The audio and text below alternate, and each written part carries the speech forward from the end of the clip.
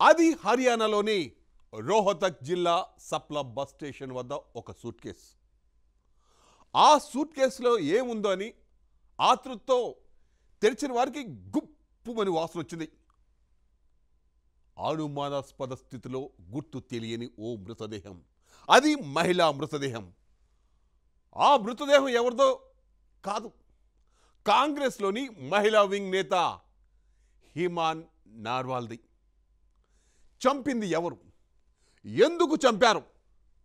రాజకీయ కక్షలే కారణమా, ఇంకేమైనా ఉన్నాయా?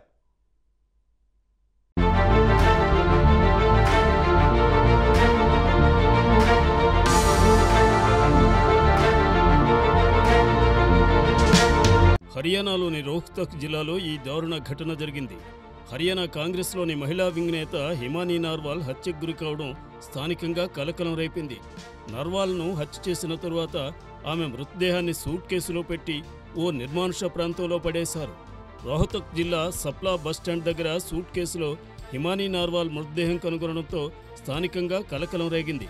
ఆ బస్టాండ్ వద్ద సూట్ కేసు పడి ఉండడంతో దాన్ని తెరిచి చూసినప్పుడు ఈ దారుణ ఘటన బయటపడింది. హిమానీ మెడపై గాయాలు ఉండడం ఈ ఘటన హత్య అనడానికి మరింత బలం చేకూర్చుతోంది.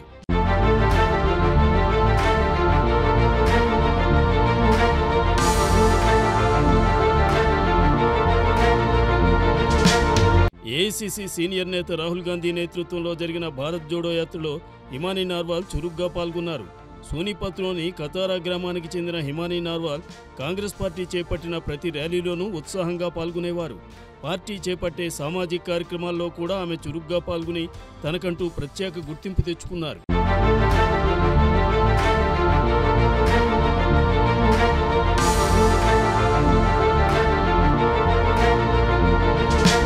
హర్యానా మాజీ ముఖ్యమంత్రి భూపేందర్ సింగ్ హుడా ఈ ఘటనపై ప్రతిస్పందిస్తూ మేము ఒక మంచి కార్యకర్తను కోల్పోయామని పేర్కొన్నారు. రాష్ట్రంలో శాంతి భద్రతల సమస్య తీవ్రంగా ఉందని, పరిస్థితులు దిగజారిపోయాయని ఈ హత్య ఘటన నిరూపించిందని ఆయన అన్నారు. ఈ కేసుపై ఉన్నత స్థాయి దర్యాప్తు జరపకపోతే నిందితులు బయటకు రారని ఆయన హెచ్చరించారు. ఈ దారుణానికి ఒడిగట్టిన వారికి అత్యంత కఠినమైన శిక్ష విధించాలని భూపేందర్ సింగ్ డిమాండ్ చేశారు.